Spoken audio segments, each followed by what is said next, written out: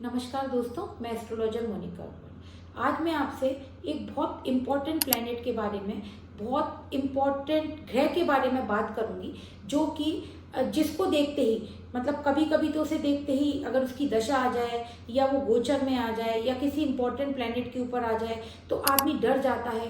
कहीं बहुत ज़्यादा अप्स एंड डाउन्स नहीं हो जाएं, कहीं हमारी सारी चीज़ें फेल ना हो जाएं, मतलब उसको उस प्लैनेट को देखकर बहुत डरा दिया जाता है। लेकिन आज मैं आपको बताऊंगी कि वो जो प्लैनेट है आज कलयुग में सिर्फ और सिर्फ वही एक ऐसा प्लैनेट है जो कि आपको अबंडेंस में वेल्थ दे सकता है, आपकी चीज़ों का एक्सपेंशन कर सकता है। आज के टाइम में सिर्फ दो ही प्लैनेट ऐसे हैं जो एक्सपेंशन का कारक हैं, वो दो प्लैनेट हैं, जुपिटर और राहु। जुपिटर जो है अध्यात्म का, यानी कि आपके जो है एस्ट्रोलॉजी का, ऑकल्ट का, अध्यात्म का, पूजा पाठ का एक्सपेंशन करता है, आपकी अच्छी सोच का एक्सपेंशन करता है। और मटेरियलिस्टिक चीज़ों का, आपके बिजनेस का, आपके दिमाग में बहुत सारी मल्टीपल चीज़ें चलना, उसका एक्सपेंशन कौन करता है? सिर्फ और सिर्फ एक प्लैनेट राहु। अगर आपको पैसा चाहिए, मटेरियलिस्टिक चीज़ें चाहिए, आपको बहुत बड़ा व्यापार चाहिए, फॉरेन से कनेक्शन बनाना चाहिए, तो वो सिर्फ और सिर्फ आपको कौन दे सकता है? राहु। अगर राहु वीनस का योग आपकी हॉरोस्कोप में होगा तो आप मल्टीपल सोर्स ऑफ इनकम बना सकते हैं, बहुत जगह से पैसा बना सकते हैं, नंबर 2 का पैसा बना सकते हैं।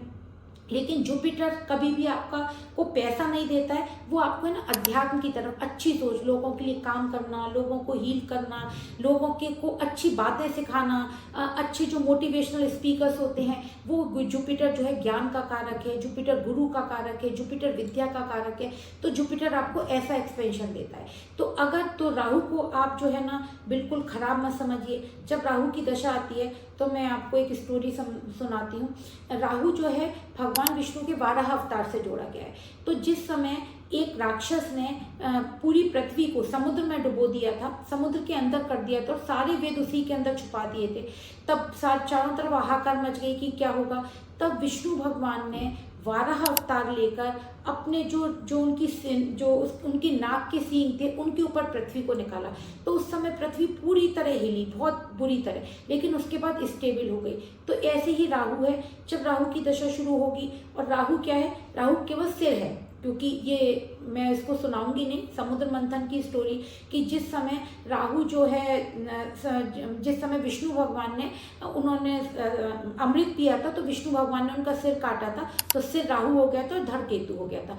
तो राहु क्या है? हवा में घूमता रहता है, यानी कि आपकी जितनी भी वायु तत्व, राहु किससे जोड़ा गया है? वायु तत्व से। तो जितनी भी आपकी कम्युनिकेशन, ऑनलाइन मार्केटिंग, फॉरेन से कनेक्शन, जितना भी ये सारा कॉम्बिनेशन है, वो आपका किससे जोड़ा गया है? राहु से जोड़ा गया है। तो राहु आपका कहीं कोई खराब फल नहीं देता है। हाँ, अगर राहु आपका 8वें घर में बैठ जाता है, अगर राहु आपका बहुत ज़्यादा शनि के साथ बैठ जाएगा, मंगल के साथ बैठ जाएगा, तो थोड़ा सा आपको एग्रेसिव कर देगा।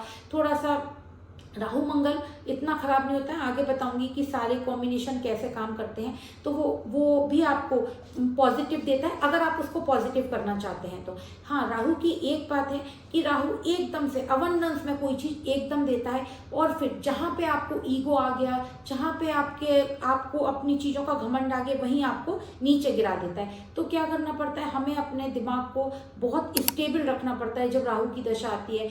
हमारे दिमाग में, क्योंकि राहु क्या है? राक्षस है, तो हमारे दिमाग में नेगेटिव थॉट्स आते हैं, गलत काम करने की बहुत सारे दिमाग में चीज़ें आती हैं। तो हमें क्या करना है? जो भी काम करना है बहुत सोच समझ के करना है, किसी की सलाह लेकर करना है, किसी की गाइडेंस लेकर करना है, तो चीज़ें हमारी बहुत स्टेबल रहेंगी। राहु की दशा है तो फॉरेन से कनेक्शन बनाएंगे तो आपको अबंडेंस में वेल्थ मिलेगी ही मिलेगी। राहु आपके 11th हाउस में है, राहु वीनस का योग है, तब भी आपको बहुत अच्छा रिजल्ट मिलेगा। तो आज मैं आपको बताऊंगी कि राहु अगर हर घर में होगा, 12 घर में, तो आपको कैसे रिजल्ट मिलेंगे। तो आज हम बात करते हैं सबसे पहले राहु के पहले घर में। देखिए, जो एस्ट्रोलॉजी में बहुत एक्सपर्ट है वो भी, और जो एस्ट्रोलॉजी को बहुत बेसिक से जानते हैं, तो मैं आपको ऐसे बताने की कोशिश करूंगी कि दोनों लोग बहुत अच्छे से समझ जाएं। काल पुरुष कुंडली में जो पहला घर होता है वो किसका होता है? मंगल का होता है। उच्च कौन होते हैं? वहां पर सूर्य उच्च होते हैं। और अगर मान लीजिए वहां राहु आ जाए तो कैसा रिजल्ट देगा? लगन, लगन क्या होती है? आपकी पर्सनैलिटी होती है। तो पहली बात तो जिसके लगन में राहु होता है वो कैसा होता है? बहुत डिप्लोमेटिक होता है, उसका दिमाग बहुत चलता है, उसको है ना, उसको लगता है कि मैं अवेयरनेस में सारी चीज़ें कर लूँ, मैं मल्टीपल सोर्स ऑफ इनकम बना लूँ, उसके दिमाग में हमेशा कुछ ना कुछ चलता रहेगा। थोड़ा सा एग्रेसिव, क्योंकि वो घर किसका है? मंगल का है, थोड़ा सा एग्रेसिव होगा। उसकी फैमिली में कोई ना कोई गवर्नमेंट जॉब में हो सकता है या हायर अथॉरिटी से उसके यहाँ कनेक्शन होते ही होते हैं, क्योंकि वो मंगल का घर होता है तो ये होता है, आप टेस्ट करके देख लीजिए। इसके अलावा राहु क्या होता है?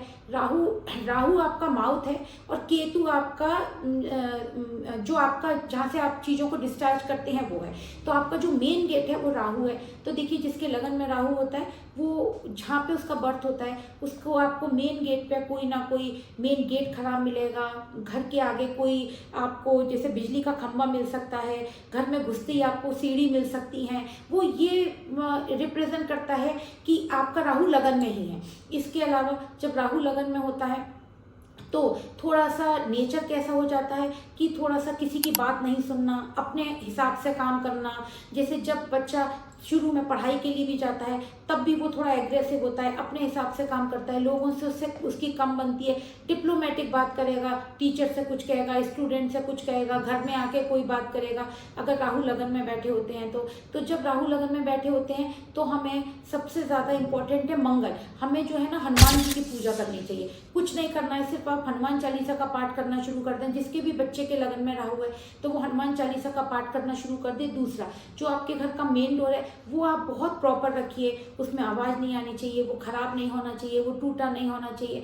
क्योंकि जब राहु लगन में होता है तो थोड़ा सा शुरू में जब आप बचपन में हेल्थ इश्यूज भी देता है, तो इसीलिए राहु को आपको बहुत ढंग से समझना है। जब राहु लगन में होता है तो आपके फॉरेन से भी कनेक्शन बना सकता है, आगे जाके बच्चे का जैसे एजुकेशन के लिए बाहर जाना, फॉरेन जाना और फॉरेन में रह के काम करना या फॉरेन से रिलेटेड काम करना। राहु मंगल क्या होता है? टेक्निकल काम करना। तो ऐसे लोग आगे जाके टेक्निकल काम करना, बिल्डिंग्स का काम करना, जैसे जो लोग कंस्ट्रक्शन का काम करते हैं, बिल्डिंग्स का काम करते हैं, गवर्नमेंट का काम करते हैं, ठेकेदारी का काम करते हैं, तो ऐसे लोग बहुत अच्छा कम्युनिकेटिव बहुत होते हैं, मतलब बहुत अच्छा लोगों से बहुत अच्छा कम्युनिकेट कर लेते हैं राहु लगन में।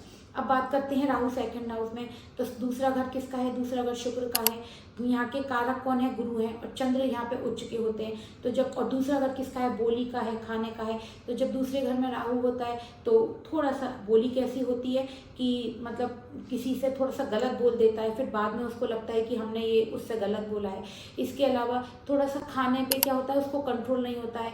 जैसे वो हो सकता है वो आगे जाके कुछ बियर वगैरह पीना शुरू कर दे या नॉनवेज खाना शुरू कर दे, उसको नहीं खाना चाहिए। अगर उसको पैसा चाहिए सेकंड हाउस में, जो सेकंड हाउस क्या होता है? आपके कुनबे का होता है। तो देखिए जो आपके फोर फादर्स होते हैं, क्योंकि फोर्थ हाउस आपका घर है और सेकंड हाउस क्या है?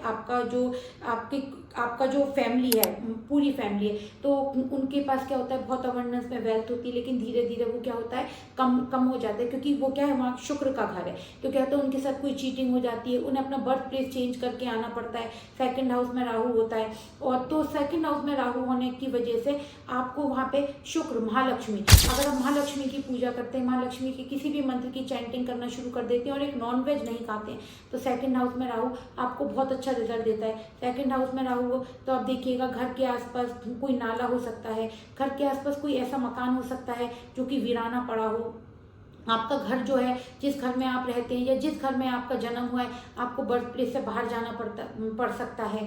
आपका घर के पास में, क्योंकि वो चंद्र का घर है, क्योंकि चंद्रमा उच्च के होते हैं, ये थोड़ा सा कार्मिक पैटर्न होता है सेकंड हाउस में राहु और फोर्थ हाउस में राहु, दोनों में, कि आपके घर के पास जहाँ आपका बर्थ होता है कुआं मिलता है, और वहाँ पे कोई ना कोई ऐसा इंसिडेंट होता है कि कोई लेडी का मतलब किसी लेडी की उस कुएं में कूद कर डेथ होना, लेडी के साथ कोई प्रॉब्लम होना। सेकंड हाउस और फोर्थ हाउस दोनों में ये एप्लीकेबल होता है। तो अगर सेकंड हाउस और फोर्थ हाउस में राहु होते हैं तो ये होता है। इसके अलावा आपके ऊपर है ना, जैसे क्योंकि वो शुक्र का घर है और चंद्रमा उच्च के होते हैं, तो फैमिली में देखिएगा लेडीज़ की लाइफ थोड़ी स्मूथ नहीं होना, रिलेशनशिप में प्रॉब्लम होना, या किसी लेडी का अपने हस्बैंड के बिना रहना, या किसी लेडी की अचानक से डेथ हो जाना। सेकंड हाउस में राहु होते हैं तो ये किसी की दो शादी होना, पहली वाइफ की डेथ बच्चे होने में होना, ये आप नोटिस करिएगा और मुझे कमेंट में बताइएगा जो मैं आपको बता रही हूँ। थर्ड हाउस की बात करते हैं तो आपको देवी की उपासना करनी है, तो आपका जो सेकंड हाउस का जो पैटर्न है, खराब पैटर्न है, वो आपका खत्म हो जाएगा।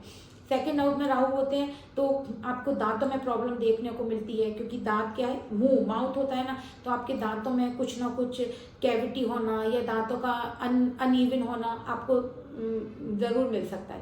थर्ड हाउस में राहु होते हैं तो थर्ड हाउस क्या है, थर्ड हाउस क्या है, आपका पड़ोस है, छोटी यात्राएं, छोटे भाई बहन हैं। तो देखिए क्या होता है, थर्ड हाउस में राहु होता है तो वहाँ पे आपके मतलब जो पड़ोसी होते हैं उनसे कम बनती है।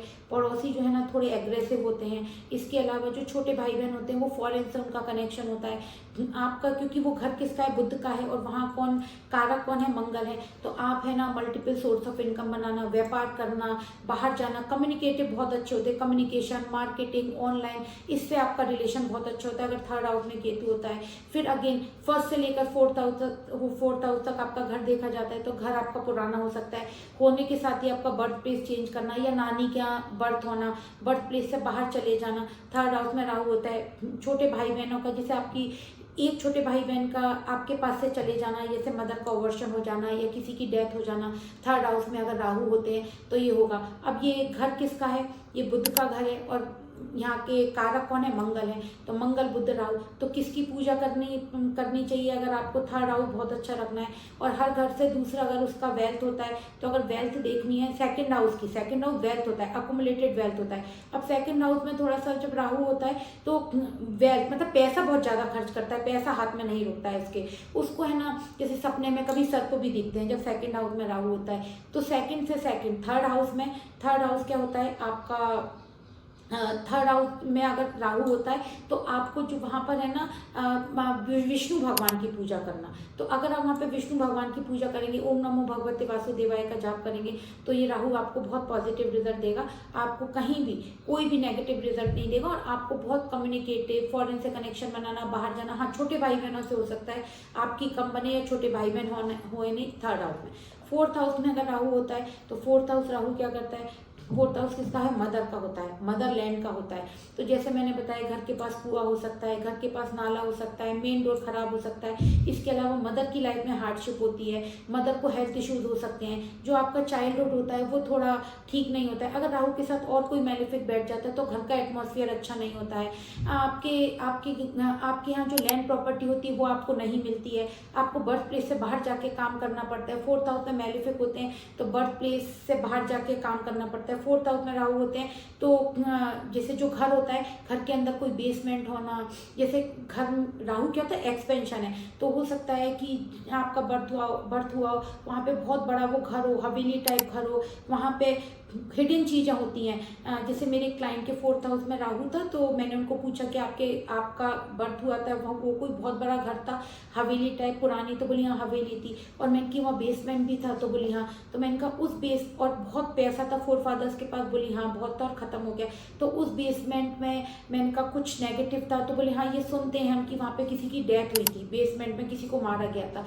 तो इस तरह से हिडन चीज़ें, फोर्थ हाउस में राहु होता है तो वो आपको हिडन चीज़ें दिखाता है। तो आज मैं आपको फर्स्ट से लेकर फोर्थ हाउस राहु तक की मैंने आपको बताया, फिफ्थ हाउस से लेकर और एट्थ हाउस तक मैं आपको नेक्स्ट वीडियो में एक्सप्लेन करूंगी। अगर आपको अच्छा लगता है तो आप इसको कमेंट में बताइएगा कि आपको और राहु से रिलेटेड और क्या जानना है, और जिसके भी फर्स्ट से फोर्थ हाउस तक अगर राहु है तो वो मुझे कमेंट में बताए कि क्या उनके साथ में या उनके क्लाइंट्स के साथ में या जहाँ पर भी राहु मतलब जिसके भी हॉरोस्कोप में है, तो वो मुझे बताएं क्या उनके साथ इस तरह की चीज़ें हैं या नहीं।